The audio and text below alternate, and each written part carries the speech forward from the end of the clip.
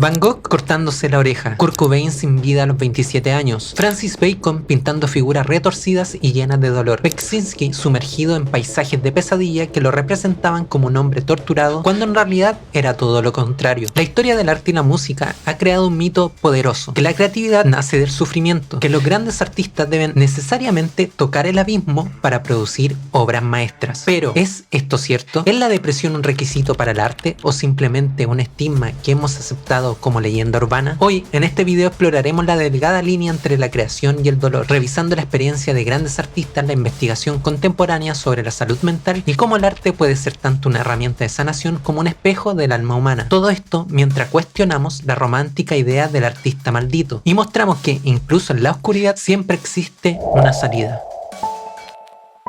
Cuando hablamos de depresión y creatividad, no puedo dejar de lado la imagen de David Foster Wallace. Wallace fue un escritor, ensayista y profesor estadounidense que se convirtió en una voz crucial de la literatura contemporánea. Con su estilo denso, irónico y profundamente reflexivo, Wallace exploró la soledad, la adicción, la cultura mediática y el vacío existencial. Su obra más reconocida, Infinity Jest, en el año de 1996, retrata con precisión la obsesión estadounidense por el entretenimiento y la productividad, mostrando cómo estas dinámicas pueden amplificar el sufrimiento individual. Incluso al momento de leer sus obras podemos ver la gran crítica que existe detrás del excesivo consumismo y esta necesidad de encajar en una sociedad que ya de por sí consideramos consumista. Si tan solo Wallace viviera esta época, siento que se sentiría aún peor. Wallace, al igual que muchas personas que hallaron refugio en la literatura, vivió la depresión desde muy temprano y su experiencia lo llevó a describirla como una enfermedad que abarca todo su ser, mucho más allá de la tristeza cotidiana. Wallace lo describía de la siguiente manera: imagina que cada célula en tu cuerpo está tan enferma como un estómago nauseabundo, de modo que tu misma esencia está caracterizada por nada más que la característica de la enfermedad. Tú y la enfermedad son, como dicen, tan solo uno. Para Wallace, los métodos de pensamiento positivo tradicionales eran insuficientes, porque la depresión no es un problema de actitud, sino de biología, percepción y relación con el mundo. Este reconocimiento nos ayuda a entender que la depresión no es solo una elección ni un sacrificio creativo, sino una condición profunda que influye en la vida y en la obra de los artistas. Es por esto que en este video tomaremos en serio la depresión. Creo que en una película que me ha marcado enormemente a lo largo de su vida, aparte de su literatura, ha sido El Último Tour, ya que en esta no solo refleja la visión que tenía Wallace respecto al mundo que le rodeaba, sino que también nos muestra cómo el éxito y el reconocimiento no muchas veces es la respuesta a la depresión o al dolor que podemos llegar a tener en el fondo de nuestro corazón. Es por ello que la depresión es mucho más que tan solo un sentimiento.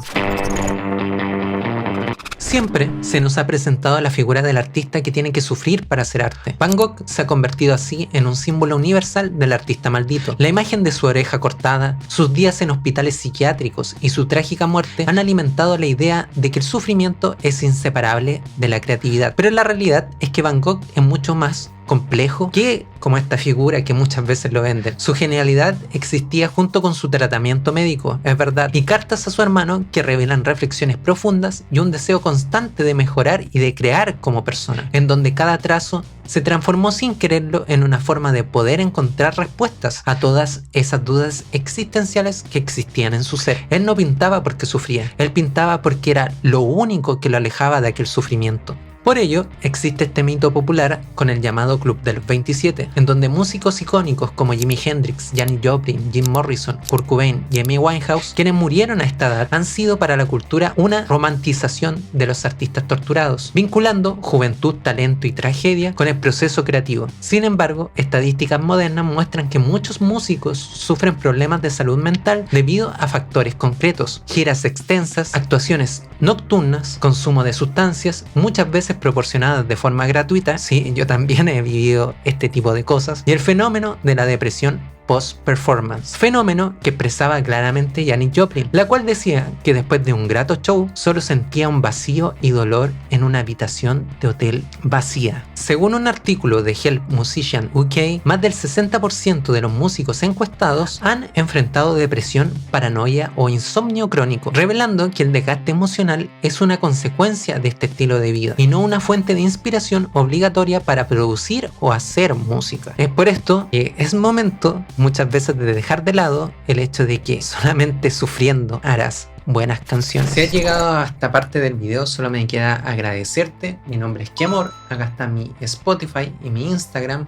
Y aprovecho esta instancia para decir típicas cosas de youtuber, porque como verás yo no subo tantos videos, peleo constantemente con el algoritmo, así que si le das tu like y te suscribes lo agradecería bastante. Y sin nada más que agregar, continuamos. Como este canal es de arte, no puedo dejar de lado cómo algunos artistas han elegido expresar la depresión de manera visual. Francis Bacon, con sus figuras distorsionadas y espacios inquietantes, nos confronta con una fragilidad de la condición humana, en donde muchas veces el dolor es representado de forma explícita. Su propio estudio, Su espacio, nos muestra cómo el caos es parte del proceso creativo, y cómo él, por medio muchas veces de recolección de imágenes de noticias trágicas, buscaba inspiración para pintar y lidiar con su propio sufrimiento. O hasta incluso el mismo Beksinski, que por su parte creó paisajes sombríos y casi apocalípticos que parecen emerger de las propias pesadillas, donde el dolor y la angustia se materializan en formas y colores. Y sí, me gusta mucho este pintor, así que les sugiero el video que está en mi canal. Él mismo expresaba en su documental cómo él veía que su hijo, que acabó con su vida por cierto, no encontraba maneras para lidiar con su propia tristeza, mientras que él veía el arte como un refugio para salir de este dolor. Estas obras muestran que el arte puede explorar el sufrimiento, pero no como una necesidad para crear, sino como una vía de expresión y reflexión sobre la condición humana, en donde los trazos y lo visual se juntan para sanar el propio espíritu. Sin embargo, el arte no tiene que por sí nacer de la depresión. Al contrario, la práctica artística puede convertirse en una poderosa herramienta de bienestar emocional y física. Estudios demuestran que pintar, tocar un instrumento o visitar exposiciones no solo genera placer estético, sino que reduce la presión arterial, fortalece la autoestima y alivia síntomas de enfermedades crónicas. Además, el arte estimula la neuroplasticidad, mejora la memoria y potencia el pensamiento crítico, siendo especialmente beneficioso en la infancia y en la vejez. Así que sí, démosle al pensamiento crítico, señores. A medida que crecemos, olvidamos muchas veces las cosas sencillas que nos hacían felices cuando éramos niños, en aquella época en donde las pantallas no eran el eje de nuestra atención. Tomar un lápiz muchas veces, o explorar el mundo dentro de una caja, o sencillamente correr o caminar fuera en algún parque, eran acciones que nos aproximaban a aquello que nos unía con nosotros mismos. Y el arte suele ser eso, suele ser una instancia para pensar y cuestionar nuestro entorno, en donde vivir se transforme en sentir, y que ese sentimiento nos ayude a intentar de ser mejores personas y transformar ese dolor en algo mejor. David Foster Wallace y múltiples investigaciones coinciden en lo mismo. El arte no es un lujo, sino una necesidad vital que contribuye al equilibrio entre cuerpo, mente y espíritu. Crear y contemplar arte puede ser un refugio, un medio para reencontrarnos con la vida y transformar el sufrimiento en algo constructivo, sin que esto implique que debamos sufrir para producir. Cuando hablamos del memento mori, el cual nos recuerda que la vida es finita y la muerte inevitable, volvemos a la antigua Roma, en donde este concepto se trasladó al arte medieval y barroco con calaveras, relojes de arena y flores marchitas, invitando a vivir con conciencia y valorar el presente. Pinturas que cada vez más nos acercaban a la muerte, pero que inconscientemente nos recordaban que la existencia había que vivirla. Esta idea no busca ser lúgubre, sino profunda. Vivir plenamente, aceptar nuestra fragilidad y usar nuestro tiempo de manera significativa. En medio de la oscuridad hay espacio para la reflexión y la creación, y estas pinturas muchas veces nos invitaron a ello. Así podemos concluir que el mito del artista torturado es solo eso, un mito. Si bien la depresión y el sufrimiento han marcado la vida de muchos creadores, no son requisitos para la creatividad ni signos de genialidad. Así que por favor, dejemos de romantizar esta idea. En verdad, la verdadera esencia del arte está en su capacidad de transformar, de sanar y de conectar con otros. Desde Van Gogh hasta Beksinski, desde Wallace hasta los músicos del Club de los 27, la historia nos muestra tanto el dolor como la resiliencia humana, porque esta es la vida. Sufrimos la mayoría del tiempo. Sí, es verdad, pero podemos sacar algo bueno de ello. Y eso, en gran parte, es el arte. El arte puede ser un refugio, una herramienta de bienestar y una forma de mirar la vida con mucha más profundidad. Siempre hay espacio para sanar, para crear desde la luz y no solo desde la sombra y del sufrimiento. Y aunque la depresión sea parte de la experiencia humana, la vida y la creatividad tienen la capacidad de mejorar, de expandirse y de ofrecer belleza incluso en los momentos más cotidianos y oscuros. Así que, si alguna vez sentiste que el arte exige dolor para ser realmente auténtico, recuerda esto: el arte se puede crear desde la alegría, la reflexión o la simple curiosidad. No todo tiene que ser por medio de los likes, no todo tiene que ser validado, no todo tiene que estar expuesto.